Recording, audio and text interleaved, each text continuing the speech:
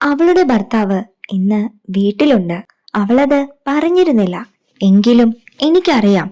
ചുമരുകൾ തുളച്ചു വന്ന് എന്റെ കാതിൽ പതിക്കുന്ന ശബ്ദങ്ങൾ മാത്രം മതി അവളുടെ ഭർത്താവ് വീട്ടിലുണ്ടോ എന്നറിയാൻ.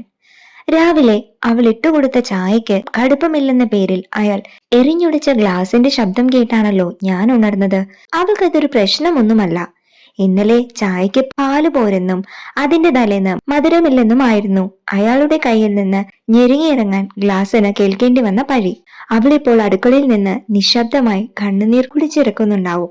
ശബ്ദമുണ്ടാക്കി അവൾ കരയാറില്ല. അങ്ങനെ കരയുന്നത് അയാൾക്ക് ഇഷ്ടമില്ലാഞ്ഞിട്ടാണ്. അയൽപക്കത്തുള്ളവർ കേട്ടാൽ നാണക്കേടല്ലേ? ഇനിയെങ്ങാനും വിഴുങ്ങിയിറക്കുന്ന കരച്ചിൽ തൊണ്ട പൊട്ടിച്ച് പുറത്തു ചാടിയാൽ അടുത്ത ഒരാഴ്ച അവളുടെ നെറ്റിമേൽ ബാത്റൂമിൽ വഴുക്കിയതാണെന്ന കള്ളത്തിൽ ഒരു വെള്ള തുണി സ്ഥാനം പിടിച്ചിട്ടുണ്ടാവും. എങ്ങനെയെന്നല്ലേ ഓർക്കുന്നത്? അവൾ ശബ്ദമുണ്ടാക്കി കരഞ്ഞാൽ അയാൾ അവളുടെ മുടിക്ക് കുത്തിപ്പിടിച്ച് ചുമരിലടിക്കും. പിന്നീട് ദേഷ്യം തണുത്തു കഴിഞ്ഞാൽ കാറ്റിന്റെ വേഗതയിൽ അയാൾ തന്നെ അവളെ വാരിയെടുത്ത് കാറിലേക്കിട്ട് ആശുപത്രിയിലേക്ക് കുതിക്കും. എന്റെ മുന്നിൽ വരാതെ എവിടെയെങ്കിലും ചെന്ന് നിന്നുകൂടായിരുന്നോ എന്നയാൾ അരിശപ്പെട്ടുകൊണ്ടേയിരിക്കും. അതിൽ അവൾക്ക് അത്ര വലിയ വിഷമമൊന്നും തോന്നില്ല. എങ്കിലും രക്തം ചുമരിൽ വന്ന് ഒട്ടിയിരിക്കുന്നത് കാണുമ്പോൾ അവൾക്ക് കൂടുതൽ നോവും. അതുകൊണ്ടാണ് അവൾ ഇപ്പോൾ കരയാതിരിക്കാൻ പഠിച്ചത്. അയാൾ ജോലിക്ക് പോകും വരെ അവൾ എല്ലാ തേങ്ങിലും ഉള്ളിലൊതുക്കിയിടും.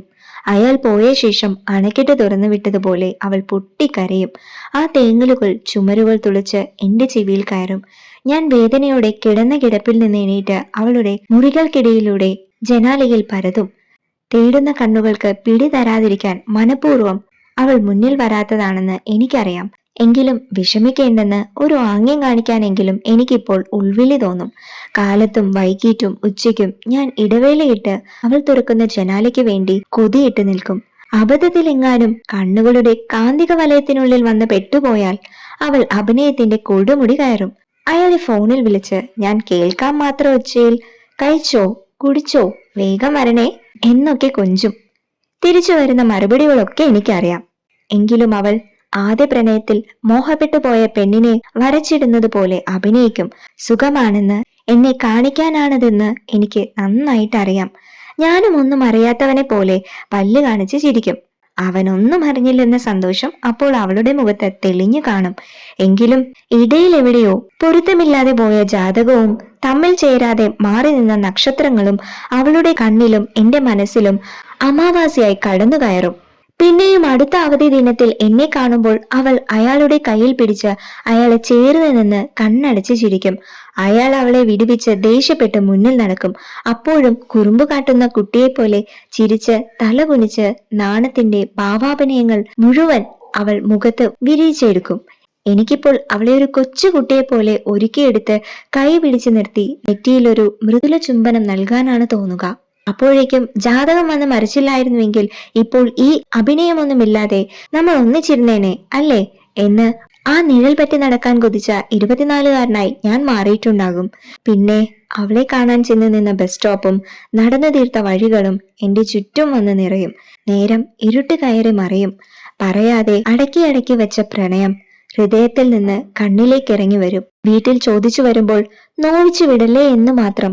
അവൾ എന്നും കയറുന്ന ലൈബ്രറിയിലെ അവൾ ഏറ്റവും അധികം തിരിഞ്ഞു നടന്ന പുസ്തകത്തിനുള്ളിൽ കുറിച്ചു വെച്ചു കൊടുത്തത് അപ്പോൾ ഓർമ്മയിൽ തെളിയും. പിന്നെ വരി വരിയായി അവൾ ചിരിച്ചുകൊണ്ട് ഓടിയെത്തും. അങ്ങ് ദൂരെ ചെന്ന് പേരറിയാത്ത ഏതോ മരത്തിന്റെ മറവിൽ നിന്ന് ഒളിക്കണ്ണിട്ടതും കാണാൻ കാത്തു നിന്നിരുന്ന ഇടങ്ങളിലൊക്കെ എന്നെയും കാത്ത് കണ്ണുകളെ തുറന്നു പിടിച്ചതും ഞാൻ ഇത്തിരി എത്താൻ താമസിച്ചു പോയാൽ അവളുടെ ബസ് വന്ന് മണിയടിച്ചാലും കയറാതെ നിന്ന് കറങ്ങി ഒടുവിൽ ഞാൻ ഓടിയെത്തുന്ന നേരം കണ്ണുകളിൽ കോപത്തിന്റെ ഭാവം മാത്രം തെളിച്ചു വെച്ച് അടുത്ത ബസ്സിൽ പരിഭവപൂർവ്വം കയറുന്നതും അങ്ങനെ അങ്ങനെ എണ്ണിയാലൊടുങ്ങാത്ത നിമിഷങ്ങൾ മുന്നിൽ വന്ന് നടനമാടാൻ തുടങ്ങും. മുഖത്തു നോക്കി ഒരു ഇഷ്ടം പറഞ്ഞിരുന്നുവെങ്കിൽ അവൾ എനിക്ക് വേണ്ടി ബാധിച്ചേനെ അല്ലേ എന്ന് എന്റെ മനസ്സ് എന്നോട് തന്നെ അപ്പോൾ ചോദിക്കാൻ തുടങ്ങും. കൈവിട്ട് കളഞ്ഞില്ലേ എന്നെ എന്ന് അവളുടെ നിറഞ്ഞു തുളുമ്പുന്ന കണ്ണുകൾ എന്നെ നോക്കി ചോദിക്കുന്നത് പോലെ കുറെ ചിത്രങ്ങൾ മുന്നിൽ നിറയും. കുറ്റബോധം കൊണ്ട് ഞാൻ അപ്പോൾ തല കുനിച്ചു പോകും. പെട്ടെന്ന് അവൾ വന്നിറങ്ങുന്ന ബസ്സിന്റെ ശബ്ദം എന്റെ കാതിൽ മുഴങ്ങും. അതിനൊപ്പം എന്റെ കൂട്ടുകാർ ചുറ്റിലുമിരുന്ന് അവളുടെ പേര് വിളിച്ച് എന്നെ നാണിപ്പിക്കുന്നതും അവളുടെ കാലുകളുടെ വേഗം കൂടുന്നതും എന്റെ ഹൃദയത്തിലേക്ക് വന്നു ചേരും. എന്റെ ഇരു കവിളുകളും തുടുക്കും.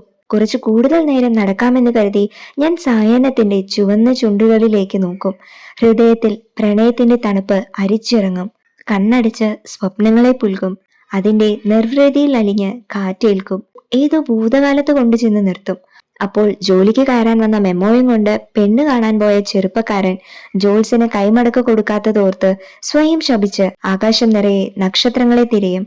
ആ നിമിഷത്തിലാണ് പുതപ്പിനടിയിൽ അവളുടെ തേങ്ങൽ വന്ന് നിറയുന്നത്. എനിക്കറിയാം അവളുടെ ഭർത്താവ് ഇന്ന് വീട്ടിലുണ്ട്. അത് അവൾ പറയേണ്ടതില്ല. ചുമരുകൾ തുളിച്ചു പായുന്ന തേങ്ങലുകളെ ചുമന്ന് എന്റെ അടുത്തേക്ക് വരുന്ന കാറ്റ് എന്നെ എന്നും അതറിയിക്കുന്നുണ്ട്.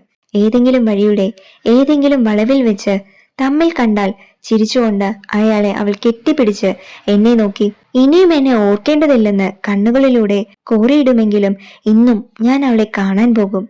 ഇനിയെങ്കിലും ഒരാളെ കണ്ടെത്തിക്കൂടെ എന്നാണ് അവളുടെ കണ്ണുകളിൽ ഇപ്പോൾ കഥകളി തെളിയുന്നതെന്ന് എനിക്ക് അറിയാമെങ്കിലും ഞാനത് കണ്ടെന്ന് നടിക്കില്ല. എന്റെ ഹൃദയത്തിൽ അടക്കം ചെയ്യപ്പെട്ട പെൺകുട്ടി, നിന്റെ ചിരിക്കപ്പുറം ഒന്നും ഈ പ്രണയത്തിൽ നിന്ന് എനിക്ക് വലിച്ചെടുക്കാനാകില്ലെന്ന് ഞാൻ മൗനമായി പറയും. ഇനിയും ഞാൻ അവളെ കാണാൻ പോകും. അവൾക്കൊരു ചിരി കൊടുക്കും. അവൾ തരുന്ന ചിരി ഏറ്റുവാങ്ങും. പിന്നെയും പിന്നെയും അവളെ ഞാൻ ഓർത്തോർത്തിരിക്കും.